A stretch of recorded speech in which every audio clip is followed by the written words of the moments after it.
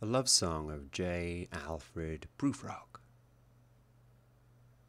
Se io credesse che la mia risposta fosse a persona che mai tornasse al mondo, questa fiamma staria senza più scosse.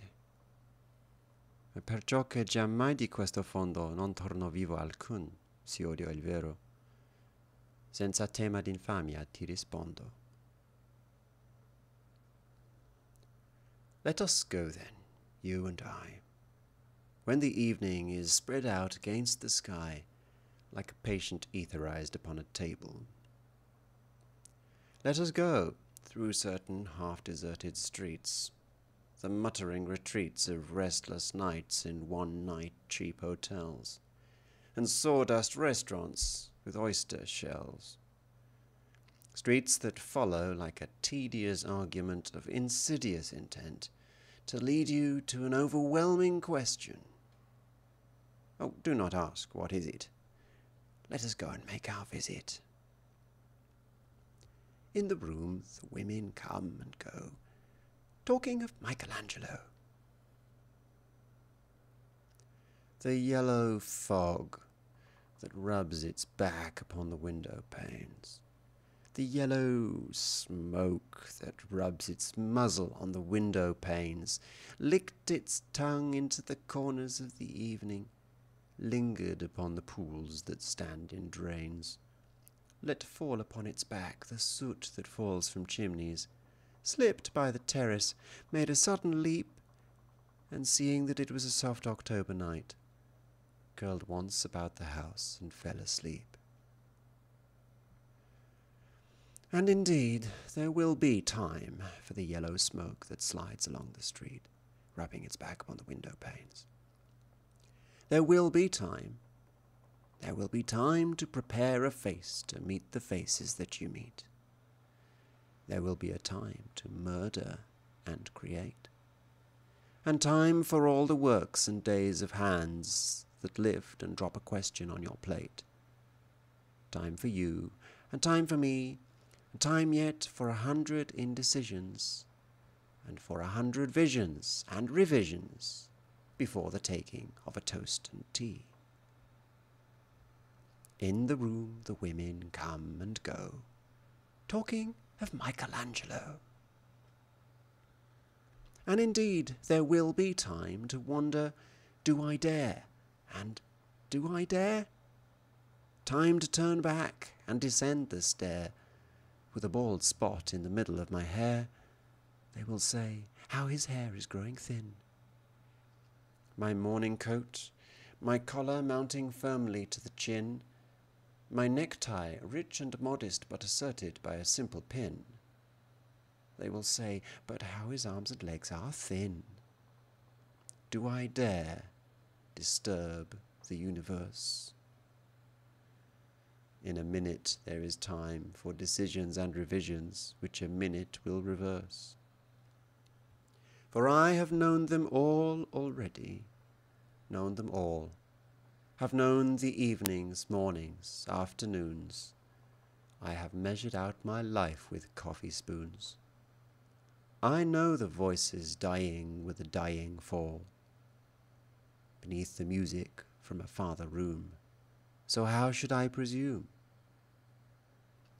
And I have known the eyes already, known them all, the eyes that fix you in a formulated phrase. And when I am formulated, sprawling on a pin, when I am pinned and wriggling on the wall, then how should I begin to spit out all the butt ends of my days and ways? And how should I presume? And I have known the arms already, known them all, arms that are braceleted and white and bare, but in the lamplight downed with light brown hair. Is it perfume from a dress that makes me so digress? Arms that lie along a table, or wrap about a shawl. And should I then presume? And how should I begin? Shall I say, I have gone at dusk through narrow streets and watched the smoke that rises from the pipes of lonely men in shirt sleeves leaning out of windows? I should have been a pair of ragged claws, scuttling across the floors of silent seas. And the afternoon, the evening, sleeps so peacefully, smoothed by long fingers, asleep, tired, or it malingers, stretched on the floor here beside you and me.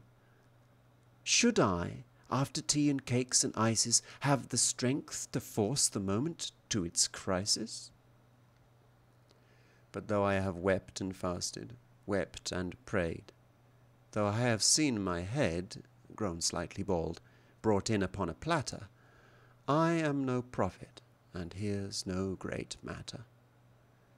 I have seen the moment of my greatness flicker, and I have seen the eternal footman hold my coat and snicker, and in short, I was afraid. And would it have been worth it, after all, after the cups, the marmalade, the tea, among the porcelain, among some talk of you and me, would it have been worth while to have bitten off the matter with a smile, to have squeezed the universe into a ball, to roll it towards some overwhelming question, to say, I am Lazarus come from the dead, come back to tell you all, I shall tell you all? If one, settling a pillow by her head, should say, oh, that is not what I meant at all. That is not it at all. And would it have been worth it, after all?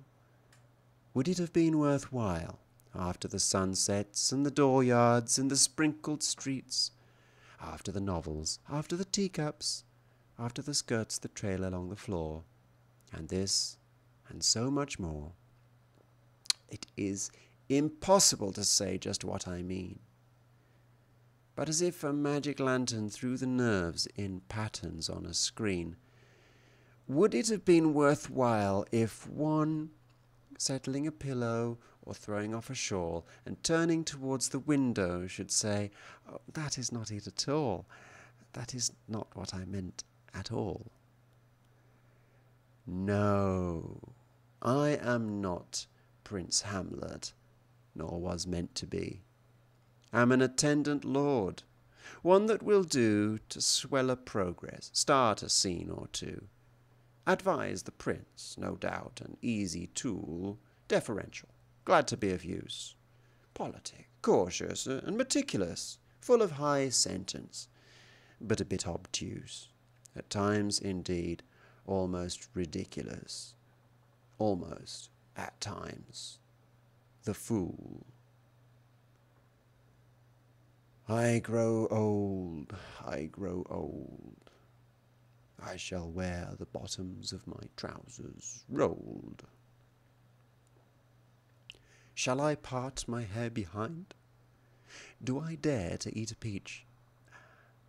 I shall wear white flannel trousers and walk upon the beach. I have heard the mermaids singing, each to each. I do not think that they will sing to me. I have seen them riding seaward on the waves, combing the white hair of the waves blown back, when the wind blows the water white and black.